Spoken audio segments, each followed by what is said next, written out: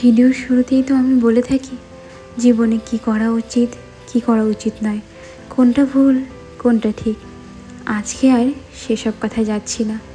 আজকের ভিডিওটা একজন সাধারণ গৃহবধূর সারাদিনে কতটা কাজকর্ম থাকে, কতটা আরাম করি, কিভাবে আমার দিনকাল যায় সেটাই তোমাদের সাথে শেয়ার করব।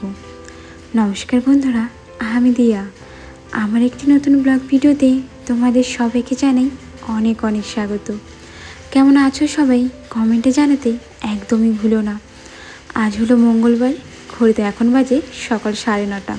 আমি জানো তো কালকে রাত্রেবেলা ভয়েস ওভার দিচ্ছিলাম, হঠাৎ করে বৃষ্টি শুরু হয়ে গিয়েছে, এই জন্য ভয়েস ওভারটা কমপ্লিট করা হয়নি। আজ হলো বুধবারের সকালবেলা, আমি এখন আবার ভয়েস ওভারটা দিচ্ছি। ভয়েস ওভার দিতে গেলে কিন্তু একটু শান্ত পরিবেশ চাই, কেউ যাতে বেশি একটা কথা না বলে, তাহলে ভিডিওর কথাগুলো শুনতে ভীষণ ভালো লাগে। তবে এখন তো সকাল হয়ে গিয়েছে আর ঘড়িতেও অনেকটা বেলা হয়ে গিয়েছে, সেই জন্য একটু একটু আওয়াজ শোনা যাচ্ছে। নাহলে আমি বেশিরভাগ ক্ষেত্রে রাত্রেবেলায় ভয়েস ওভার দেওয়াটা বেশি পছন্দ করি। বেশ কদিন ধরেই তো জামা কাপড়গুলো ধোবো ধোবো ভাবছি, কিন্তু ধোয়া হয়ে উঠছিল না। কালকে বিছানার চাদরটা পাল্টেছিলাম, কিন্তু ধুতে পারিনি বৃষ্টি হওয়ার কারণে।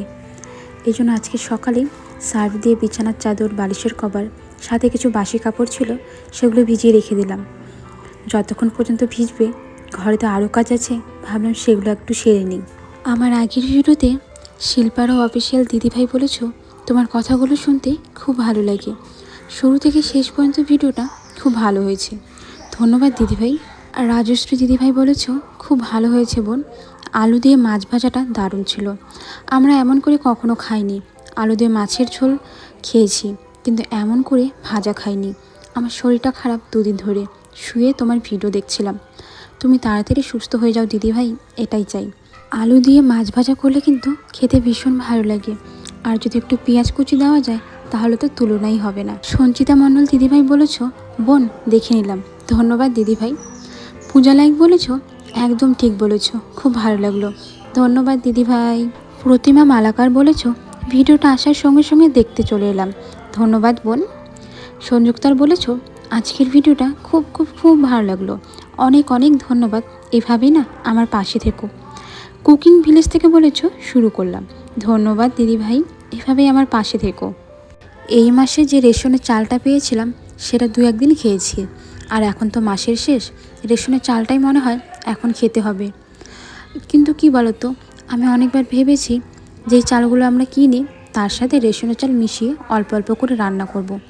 কিন্তু সেটা হয় না গো, রেশনের চাল সিদ্ধ হতে অনেকটাই সময় নেয়, তার উপর এই চালে রয়েছে অনেক পোকা ধুলো, সেই জন্য আমি যতটাই ভালো মতো করে গুছিয়ে নিই না কেন, ভালো মতো পোকাগুলো বেছে নিই না কেন, ভালো চালের সাথে এটা মেশানো যায় না।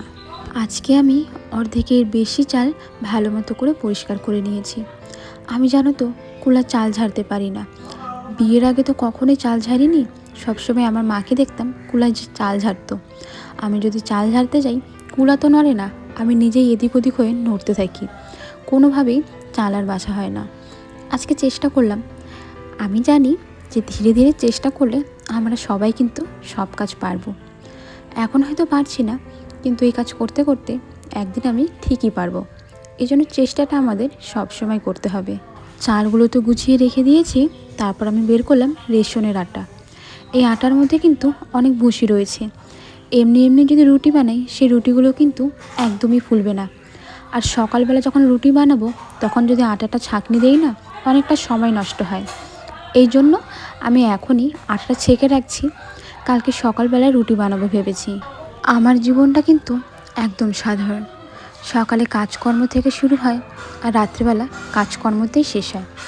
সকালে ঘুম থেকে উঠে সবার জন্য রান্নাবাড়ি করি, ঘরগুলো গোছাই।